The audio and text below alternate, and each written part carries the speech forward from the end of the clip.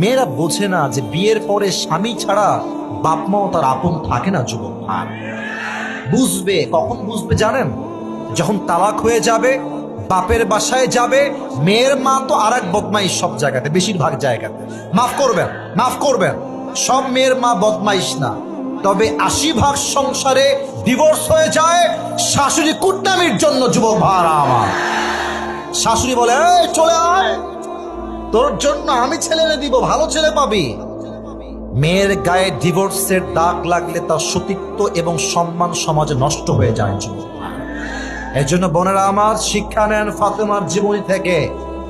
হাজার ঝগড়া হবে, হাজার মারামারি হবে, স্বামী হাজার গালি দিবে, তবুও স্বামী আপনার আপন, দুনিয়ার কেউ আপনার আপন নয় যুবক ভাড়া, ঠিক কিনা বলে? আল্লাহ মেয়েদেরকে, যুবকদেরকে, মুরব্বীদেরকে বোঝার তৌফিক দান করুক। পড়েন সবাই আমিন।